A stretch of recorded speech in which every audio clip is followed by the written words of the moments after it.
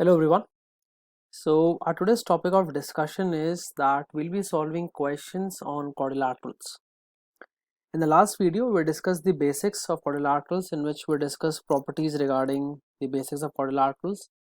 Then we discussed the properties of parallelogram and normal parallelogram. Then we moved on to different types of parallelograms such as rectangle, rhombus, and a square. And then we discussed properties relating to all three of them and couple of formulas such as perimeters and areas. After that, we also did trapezium. We discussed two types of trapezium. One is the normal one is the isosceles trapezium, the formula to calculate the area, and all those things. Okay. So now in this lecture, whatever we have discussed in the previous lecture, based upon that, we'll be solving the questions, right? Because simply like memorizing the properties, it's not going to help us in the exam. What's more important is how we can use them in the questions. All right. So let's start with question number one. So what you will be doing is, as soon as you see a question on your screen, I would expect you to pause it and solve it yourself first, and then play back the video in order to understand how to solve a particular question. Okay, this will help you in understanding things better, and it will definitely improve your geometry part for your exam. All right, so let's start with the first one. So question number one says that in the diagram shown, if AB is equal to PQ, so AB is equal to PQ and AP is equal to BQ. Okay. Then find the relationship between areas of APQ. So this triangle, let me call this area as 1. AQB, so this is triangle 2. And APQB, so it's APQB, it's that quadrilateral that they are talking about. Given that line L and M are parallel, okay, and AP is parallel to QB. Okay. So if AP is parallel to QB and line L and M are parallel, which means I can say that ABQP will be a parallelogram. Okay, it will be a parallelogram. Now we need to find the relationship between the areas of three figures, that is two triangles and a parallelogram. So let's first focus on the triangle part. Now when we were doing triangles, I told you that when you talk about area of a triangle, the area of triangle is simply half into base into height. And what's height? It's the perpendicular from the vertex to the opposite base. So let's start with triangle APQ. So area of the triangle is half into base into height. So I'm going to take PQ to be my base. So my height will be, let me draw the height for you. This will be my height. Okay, I'm dropping a perpendicular from A onto this base PQ. Let's call this H multiplied by H. If I talk about area of triangle AQB, so I'm going to take AB to be the base and my height will be equal to Q. Now L and M are two parallel lines and the perpendicular distance between two parallel lines never changes, right? So these two heights, let me name them for you. Let's call this as S and let's call this as R. So AS will be equal to QR, right? Because these two are the perpendicular distance between two parallel lines. So AB into H again. Now they have the same heights, both the triangles have the same height. What about their bases? Now we know that PS is equal to AB because that's given to me in the question, which means the two areas have to be equal.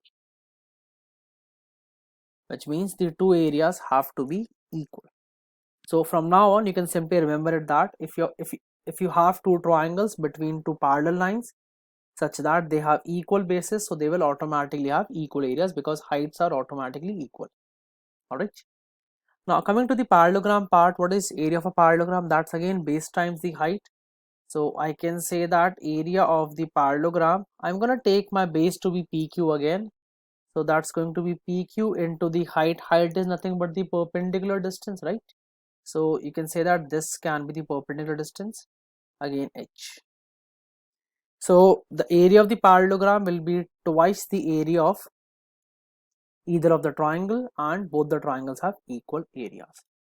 So if you talk about the ratio, your ratio is 1 is to 1 is to 2, and that's your final answer for this question. Like, this was more like a conceptual question. This is something we have already discussed in the theory part. However, when you talk about application, then it becomes more clear, right? Alright, let's move on to question number 2 now. So follow the same thing, like pause the video and try the question yourself first. Okay. So it says that in a rhombus PQRS, so first I need a rhombus.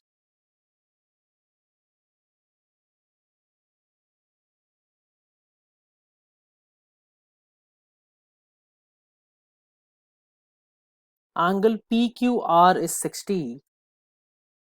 So this angle here is 60.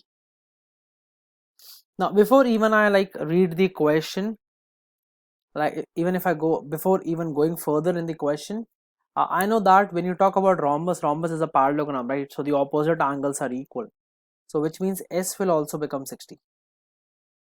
And since it's a rhombus, so adjacent angles adds up to 180. So P will become 120 and R will also become 120. And second thing, I know that in rhombus, if you're going to draw the diagonals, they're going to bisect each other at 90 and they will also bisect the vertex angle. And let's call this point 2. So this here will become 30, this here will become 60, and for the remaining ones you can do it yourself, right? Now what's the question? And side is given to us as 8, so let's say PQ is 8. We need to find the ratio of length of two diagonals, so they are asking us to find PR is to SQ. Okay, so what I'm going to do is I'm going to draw this triangle POQ outside here. This is 8, this is P, this is Q, this is 30, this is 60, and this is 90. Now when we were doing triangles, I told you this one thing, that there are two important types of right angle triangle which you need to remember. One was having angle 30, 60, 90, another was having angle 45, 45, 90. So if you have a right angle triangle having angle 30, 60, 90, then the sides opposite to 30 is to side opposite to 60, it's to side opposite to 90 are in the ratio 1 is to root 3 is to 2, right? So let me write down that. So I can say that opposite to 30 it's PO, opposite to 60 it's QO, and opposite to 90 it's PQ. So they are in the ratio 1 is to root 3 is to 2. So opposite to 90 it's 8, as you can see that. So opposite to 30 it will automatically be half using the ratio, and opposite to 60 it will simply be root 3 times. So PO is 4, QO is 4 root 3. Now we know that the diagonals bisect each other also, that means basically dividing into half.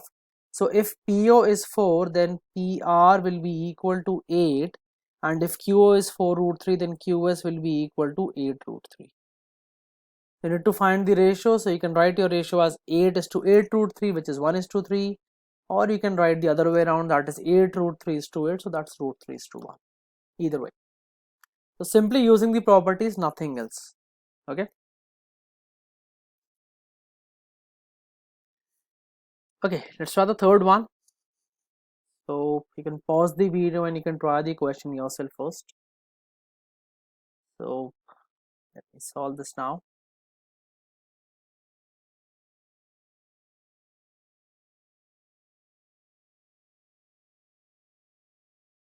So there is an equilateral triangle with a square inscribed in it. Okay, one of the sides of the square lies on the side of an equilateral triangle.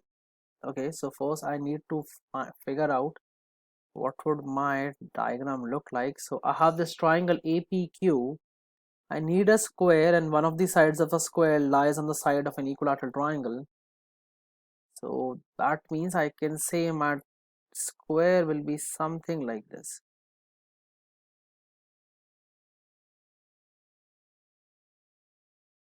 Okay, this is what your square will look like. And please excuse my drawing because I'm doing it freehand. So anyways, I hope the point is clear. So I have the square BCDE. What is the ratio of the area of the square to that of an equilateral triangle? Okay, it's an equilateral triangle, it's a square. So first thing is angles 60, 60 and 60. Okay, it's a square, so angles are 90, 90, 90 and 90. And I'm going to assume the side of the square to be A. Okay, so if this angle CDE is 90, so this will also be 90, right? The one that I'm drawing in blue color. So this will automatically become 60. This will automatically become 30. My mistake. 60 is already there with Q. Now let's draw this triangle CDQ outside.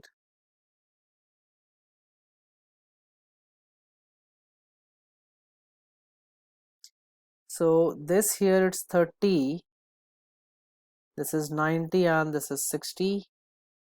So and this is, no, this is not A, my mistake. This is A. This here it's A. Okay, so opposite to 60 it's A, because I took side of a square to be, I took ED to be A, so CD will automatically become A because BCDE is a square. Okay, so opposite to 60 it's A, so opposite to 30 it will become A by root 3,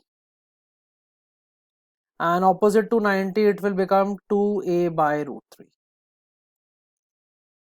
Okay, which means I can say that DQ will be A by root 3, and same thing you can say for PE also. So PE will be equal to A by root 3. PE will be A by root 3. So you can say that side of an equilateral triangle will be A by root 3 plus A by root 3, which will be A plus 2A by root 3. I'm not going to solve this further. I'm going to keep it as it is. Okay. Now we need to find ratio of the area of square to that of an equilateral triangle. Now how do we calculate area of a square? That's simply side square. So area of the square BCDE will simply be A square. And what about the triangle? That's root 3 by 4 into side square because it's an equilateral triangle. So that's root 3 by 4 into A plus 2A by root 3 whole square. Okay, so I'm gonna like simplify this for you. So I can take first A out, I can take A from here and I can take A from here and I can make the square of it, and I'm gonna take this out. So this will become root 3A square by 4 into 1 plus 2 by root 3 whole square. So this will become root 3A square by 4, and I can expand this. This will become 1 plus 4 by 3. So this will become 4 by root 3. So I've used this property, which is A plus B whole square, which is A square plus B square plus 2AB. And now we need to take the ratio. So I'm going to divide this by A square. So A square and A square is going to get cancelled. Okay, so I don't have space left. So I'm going to like erase this part.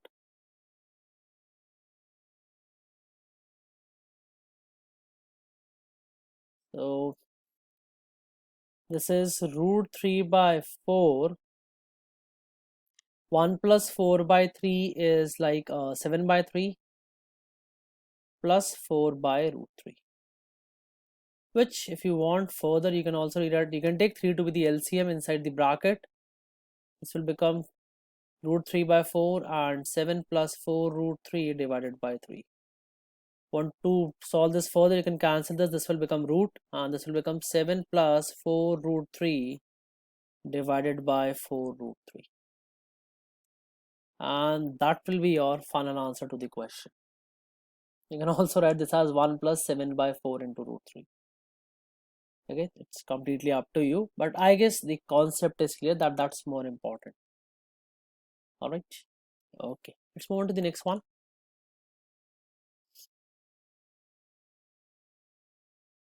In the figure shown below, the area of square equals to p square units and circumference of the circle is equal to r units. Find the relationship between p and r. Okay. Now, whenever you have a circle inscribing in a square, remember that the diameter of the circle,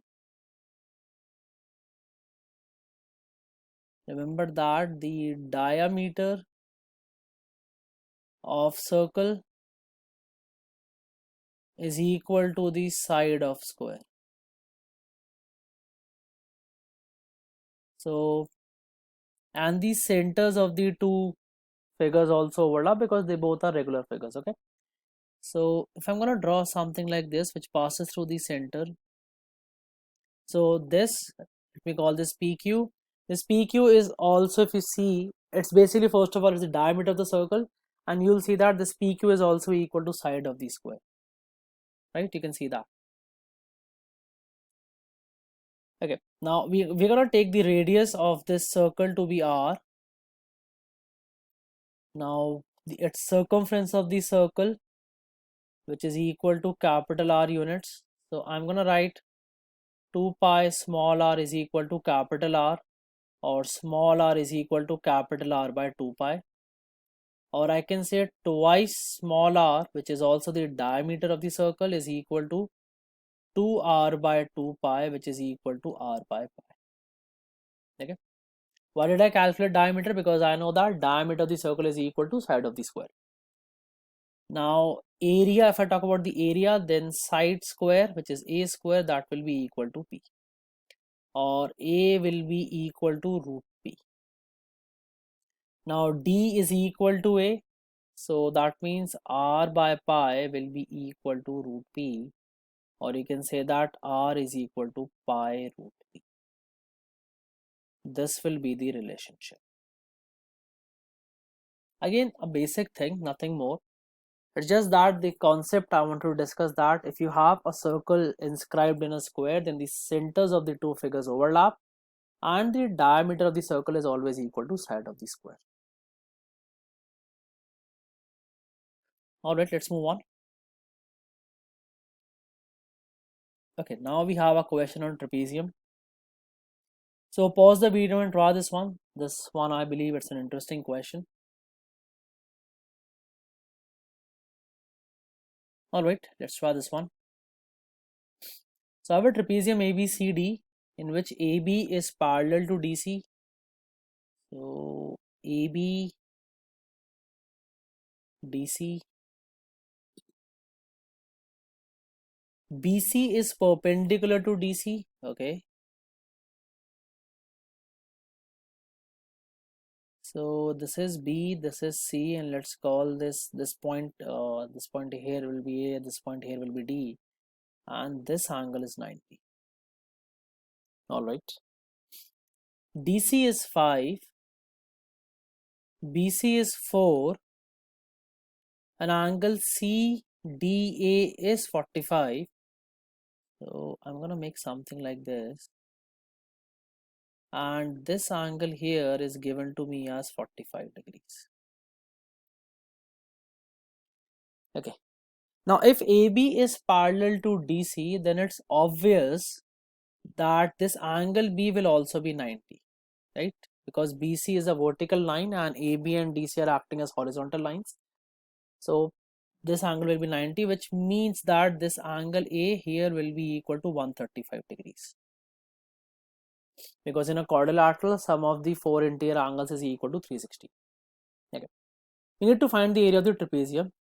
Okay. Now area of the trapezium, as we discussed, was half into sum of parallel sides multiplied by the perpendicular distance between them. Okay, so what can we do? Okay, so what I'm going to do is I'm going to drop a perpendicular from A onto CD. Okay, and this perpendicular will automatically be equal to 4. this perpendicular will automatically be equal to 4. And if this is 90, then this angle here, this is 90. Okay, and one more thing, some of you may be getting confused, so let me write D properly. D is this one, and this perpendicular that I have dropped, let me call this as E, so that you guys don't get confused. Okay, so angle DEA is 90, angle D is 45, so EAD will also be 45. Okay, because it's a right angle triangle, one angle is 90, other is 45. Now opposite to 45 it's 4, so opposite to other 45 it will also be 4, and opposite to 90 it will automatically be 4 root 2. Now if this DE is 4, then EC is equal to 1, which means this AB will also be equal to 1. Now if you want to use the formula for the trapezium to calculate area, you can very well do that. It's going to be half into AB plus CD, that is 1 plus 5 into 4. So cancel this will become 2, so that's going to be 6 into 2, which is 12. If you do not remember the formula, then this trapezium is divided into two parts. One is rectangle, which is ABCE, another is triangle, which is ADE. Calculate their areas. So area of rectangle will be 4 into 1, and area of triangle will be half into 4 into 4. So 4 into 1 is 4, and 16 by 2 is 8, so add them, you'll still get 12. So this way, that way, you'll get your answer as 12 square units. Both the ways the answer is 12, there is no difference. Okay, alright, let's move on. This is question number 6, so pause the video, try the question yourself. Okay, so it says that let A and B be two regular polygons having A sides and B sides respectively. So this one has A sides and this one has B sides, and B is equal to 2A. Now they are talking about each interior angle. So first of all, I'm going to calculate the measurement of each interior angle of a regular polygon, and we know that the formula to calculate that is n minus 2 into 180 divided by n, right? So for polygon A, it will become A minus 2 into 180 divided by A, and for polygon B, it will become B minus 2 into 180 divided by B, right? N minus 2 into 180 will give you the sum, dividing it by n will give you one of the measurements, and since it's a regular polygon, so all angles will be equal. Alright, now it says that B is equal to 2A, so this one I can also rewrite as twice of A minus 2 into 180 divided by twice of A. So moving on, it says that each interior angle of B, which is this value, is 3 by 2 times of each interior angle of A, which is this value. So I'm gonna have 2A minus 2 into 180 divided by 2A is 3 by 2 into A minus 2 into 180 divided by A. So you can cancel 180 by A, 180 by A, and you can cancel the two 2's also. So 2A minus 2 is 3A minus 6. So this will give me A is equal to 4, which means B is equal to 8. So this will give you A is equal to 4 and B is equal to 8. Okay. Then each interior angle in degrees of regular polygon with A plus B sides is. Okay, now I have a regular polygon with A plus B sides. So A plus B is basically like 12 sides. So for each it will be 12 minus 2 into 180. This will give me the sum. Divide this by 12. So this is 10 into 180 divided by 12.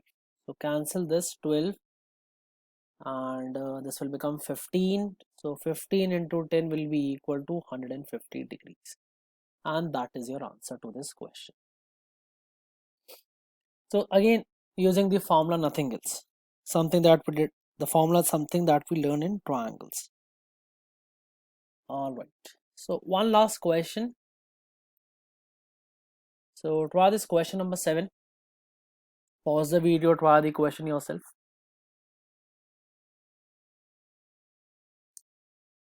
All right, let's try this one. So question is the area of triangle shown greater than xy by 4 given that y is less than root 3x? Okay, that's damn interesting. I feel that. Okay, so what is area of a triangle? That's half into base into height, and this is x. So it's an isosceles triangle, and in an isosceles triangle you have dropped a perpendicular. So I told you while I was teaching you isosceles triangle that whenever you drop a perpendicular, it also acts as a median. So you can name this side as S. So this will be y by 2 and this will also be y by 2. So you can calculate this height PS as under root of x square minus y square by 4. Let me write this properly for you. So height will be under root of x square minus y square by 4. So what is area of a triangle? That is half into base into height. So area is half into base, which is y, into height. And now we are comparing this with xy by 4. Okay, so I'm comparing y by 2 root of x square minus y square by 4 with xy by 4. So one thing is, like, I can cancel y by 2 on both the sides, and then I'll be comparing root of x square. Like, let me remove this first of all so that it's clear for each one of you. Now I'm comparing the root part, and on the other side I have x by 2, so I'm going to square both the sides. So this will become x square minus y square by 4, and this will be x square by 4. So what can I do? Okay, so let me subtract x square by 4 on both the sides, and let me add y square by 4 on both the sides. What I'm saying it, let me write it down for you. I'm gonna be subtracting x square by 4 from here, and I'm gonna be adding y square by 4 here. I'm gonna be subtracting x square by 4 here, and I'm gonna be adding y square by 4 here. So these two are gonna get cancelled, these two are gonna get cancelled, and the LHS will become 3x square by 4 and RHS will become y square by 4. There is no equal to sign. I'm simply comparing the two quantities. Then I can cancel 4 and 4, and this will be root 3x and this will be y. Now if y is less than root 3x, so this quantity here is less than root 3x. If this quantity is less than root 3x, so go back to the parent thing. When we were comparing, we started with comparison of y by 2 into root of x square minus y square by 4 and xy by 4. So I have reached this point where I can say that the quantity written on the left is greater than quantity written on the right. Okay, which means this quantity A has to be greater. So is the area of the triangle shown greater than xy by 4? Your answer is yes. And that is all that you had to do in this question. Nothing else was required. Alright, so I hope all the questions are clear. I have taken easy questions, I have taken difficult ones, and I have also taken the moderate ones. If you still have any doubts, any concerns, do let me know in the comment section. Okay. I'll come back to you. Alright guys, thank you so much for watching the video. Keep watching and keep learning. Thank you so much.